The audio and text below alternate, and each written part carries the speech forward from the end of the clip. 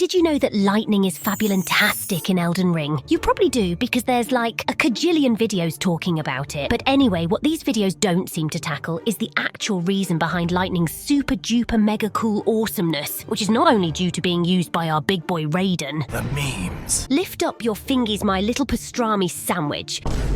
From your pinky finger to your pointy finger and stop before lifting your thumb.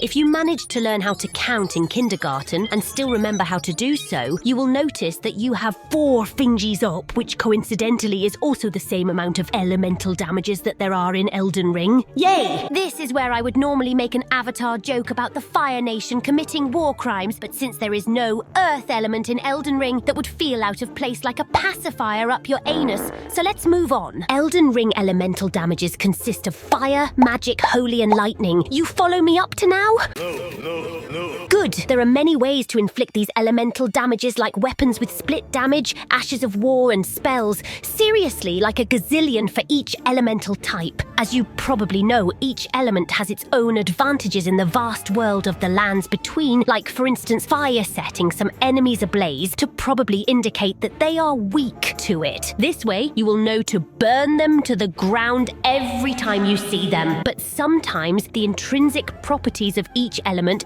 are not that clear. For instance, did you know that fire damage resistance is increased merely by leveling vigor, the most leveled stat in the game, or at least the stat that should be the most leveled? Increases fire resistance. Does that make fire garbage? Well, no. But what makes fire not so reliable is the fact that if you get wet with water bodies, rain, poison, rot, or any other liquids of questionable origins, your fire resistance increases. Bet you didn't know that one, you nerd. Oh, you did know? Yes. What, you want a prize or something? Much like fire, magic, and holy defenses also have their respective stats that increase them, which are intelligence and arcane. But by now, I suppose you're guessing where I'm going with this, right? Right. Oh, Jesus Christ, do I have to spell it out? Yes. Lightning defense cannot be increased by any stat. Only your rune level and your equipment can do so. So right from the get-go, the Raiden fans can rejoice. Sorry. For they have an innate advantage over the rest of the elements in PvP. But do you know what's even nastier? Remember how I told you that getting wet will cause you to have more fire resistance? Well, riddle me this, you goober. Why shouldn't you throw a plugged-in toaster into your bathtub? Because your toast would get soggy.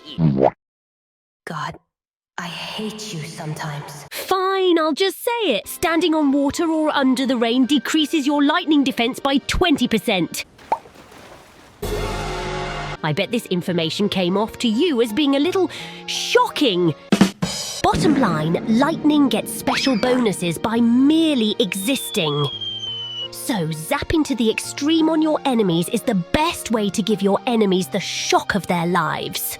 But you might be asking me right now, I don't know, because I can't fucking hear you. Ranni, how can I master the almighty power of Thor? Don't worry, my little quadruple stacker. Contrary to popular belief, you do not need to fondle Thor's balls in order to obtain the powers of thunder. Auntie Ranni will teach all you need to know about being the king or queen of electrons so you don't accidentally zap yourself.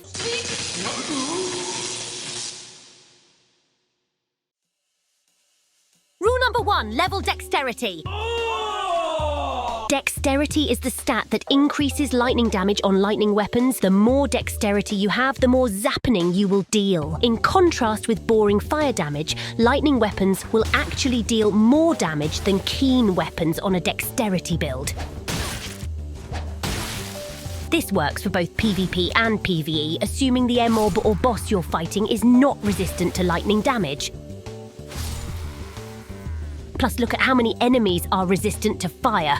Ugh! And as a fun fact, fire is the only element that has enemies that are immune to it. Ha ha! Rule number 2, use the lightning shrouding crack tear. The buff to lightning damage with this thing is huge. Adding it on top of your high dexterity build will make you deal tons of damage. It will take up one space of your physic, but it's worth it. Rule number 3, don't use the lightning scorpion charm. The extra lightning damage you deal is not worth the extra physical damage you receive.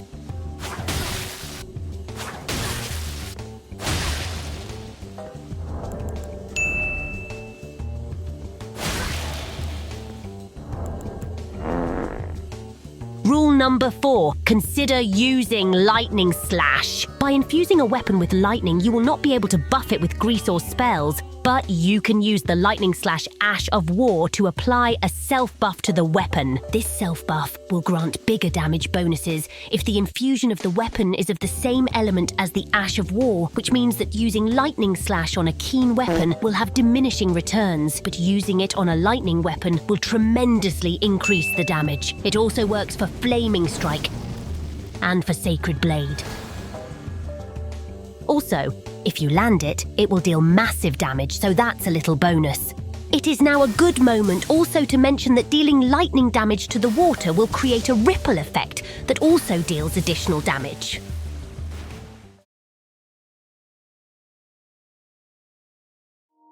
When it comes to talk about the incantations that deal lightning damage, we are hovering into kind of a different territory. You see, I've mentioned previously that dexterity is the stat that increases lightning damage on your weapons. But lightning incantations are directly tied to faith, so that means that increasing your dexterity will not increase the damage of your lightning incantations. However, leveling faith will increase the damage of your incantations, mostly because your seals usually increase with faith. The lightning incantations that work the best for PvP are Honed Bolt and Lightning Spear. This is because Honed Bolt is very good for applying pressure or finishing people up, and Lightning Spear can be casted very quickly, oftentimes surprising your enemy and landing a sneaky hit. In PvP, you want speed, fast startup, and low recovery. That's why these work the best. And for PvE, the ones that deal area of effect damage, such as Lancix's Glaive, are great for dealing with a group of pesky enemies.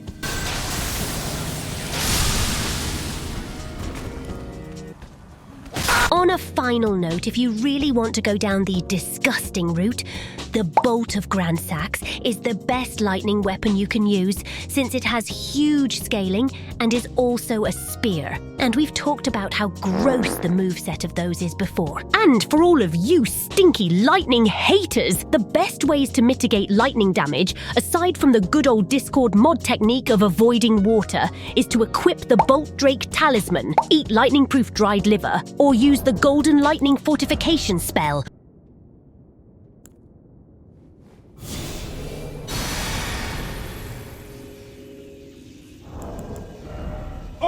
All of these will basically turn you into a rubber dong, so go ahead and shove yourself up the butt of another lightning hater. You disgust me, ugh. So there you go, Tarnished. This is your moment to become the next son of Odin. Go, my little cheesecake, go and zap to the extreme. But before you do that, please leave a like, a comment, share the video, and subscribe. Bye-bye.